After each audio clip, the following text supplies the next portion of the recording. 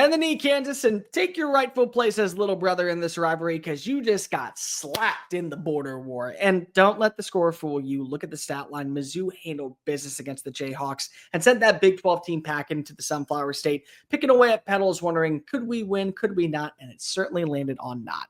But it's another home game, another opportunity for the Tigers to make noise before SEC play begins. Beau Pribula wants to show on out. You want to see more from this defense, and you're taking on the Louisiana team that needs to get right after losing early on in the season to Rice. That just doesn't happen. What are we looking for? Who are some key players to watch? And ultimately, what's going to be the final score? Let's not waste any time. Welcome on into SEC Unfiltered. It's Cole Thompson here. MIZ Nation, like the video, hit the ring notification, and of course, subscribe to the channel because we talk about your Tigers and college football daily. Download the podcast version of the show and check out all of our great work found at secunfiltered.com. And as always, we're proudly brought to you by our friends over at FanDuel. Go visit FanDuel.com right now, like I did this morning, and threw a little bit of money on Beau Pribula to win the Heisman Trophy. Win that bet, you're going to get $300 in bonus bets simply by signing on up at FanDuel.com/SECU. Whatever you want, it's at your disposal. FanDuel.com/SECU. Louisiana comes off of a win against McNeese State, but an early loss in the year to Rice. 14-12 final score. Not a pretty sight, and especially not a good sight knowing that you don't have your quarterback in Walker Howard for the next 8 weeks. This is going to be a Mizzou game. Just really quickly, we're going to be looking at the rushing attack. Last weekend, Louisiana was able to rush for over 300 yards, headlined by Bill Davis finishing with 132. Zylan Perry had 94, and Steven Blanco had 69. Combined, they averaged 7 yards a play and 3 yards on the ground. So the first question we have, if we are looking at Mizzou, can this run defense still be sustainable? What happened last week that was the difference in the matchup between Kansas and Mizzou? I'll spare you the trouble. They could not move the football on the ground to save their life. LaShawn Williams had -5 yards. Daniel Highshaw, who's going to have a good shot of finishing with over 1,000 yards in Big 12 play, had 11.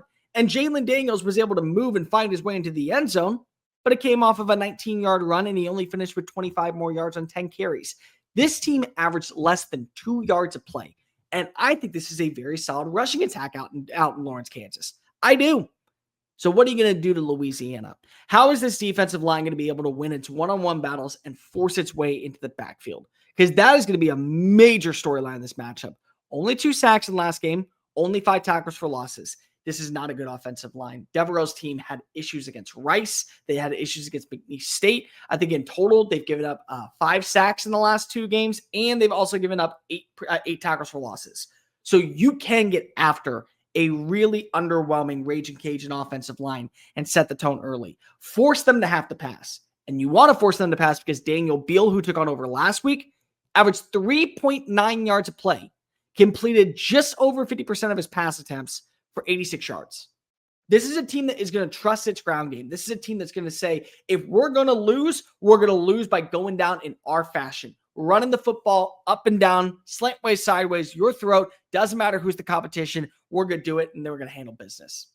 So if you take away their biggest asset and make it their kryptonite, you basically have this game won. So I'm looking at how good can this run defense be going into next week's matchup where you face off against a South Carolina team that has a mobile quarterback. Question number 2, how do you answer the encore?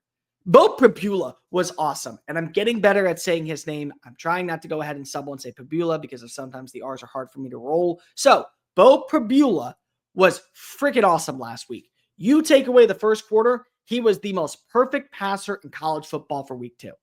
And that includes Sawyer Robertson, who I am very high on at Baylor. Phenomenal when it came to the deep shots downfield. Great decision-making. Finished with over 330 passing yards, 3 touchdowns, and he also was able to move for 3 first downs with his legs. Did get hurt because of the sack total, but still, you'll take that any given Saturday if you're able to trust your quarterback to move. So what's the encore? If you did this against a rival in Kansas and you know what the animosity and what the high-intensity volume is, can you respond against an inferior competition?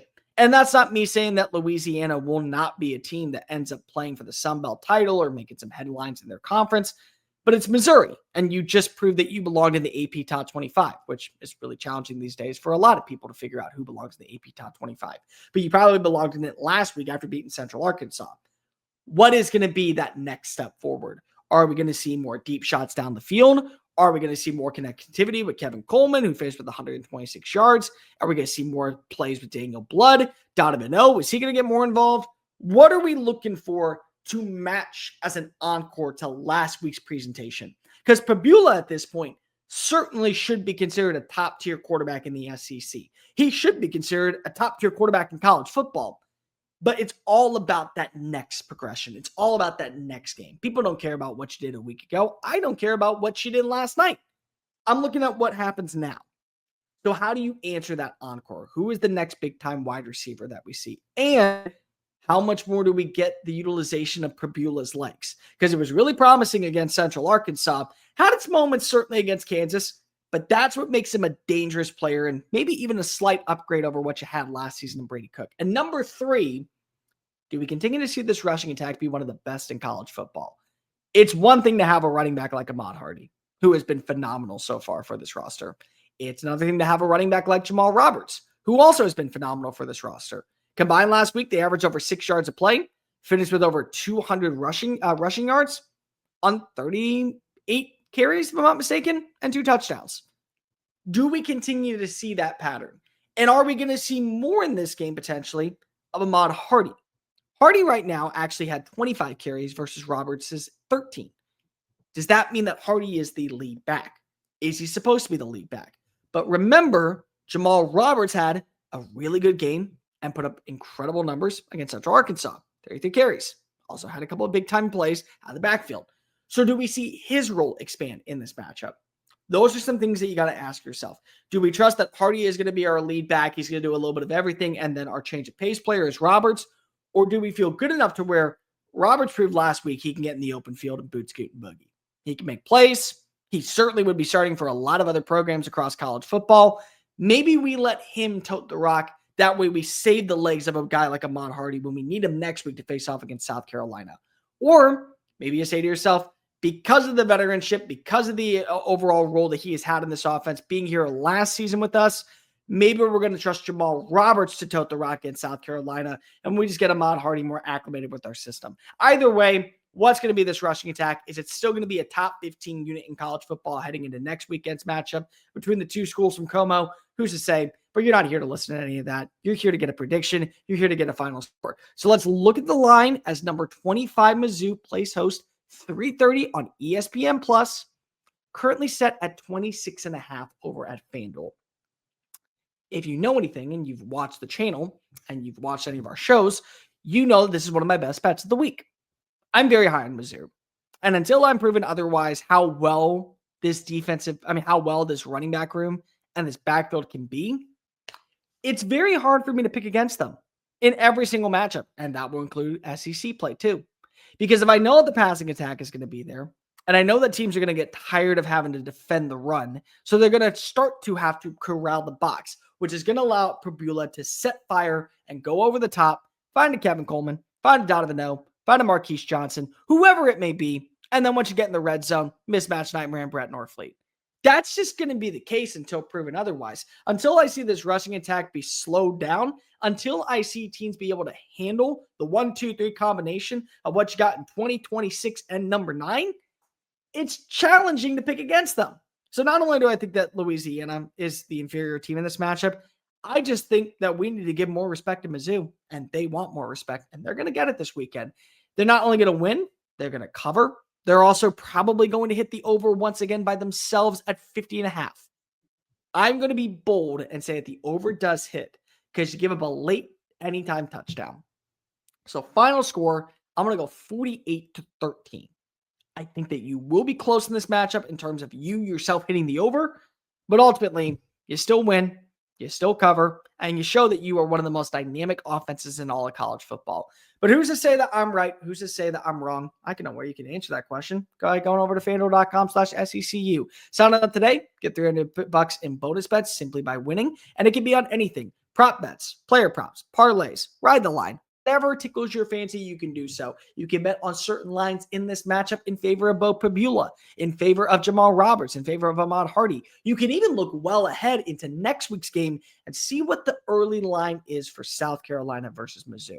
which may end up being something that you want to pay attention to because of what's going on down at Willie B later on that evening. So regardless, make sure you go visit FANDUEL.com/SECU. The NFL season is back. College football season is back. And the only question is, are you ready to play? Visit FANDUEL.com/SECU. Get started with the FanDuel app and start winning money.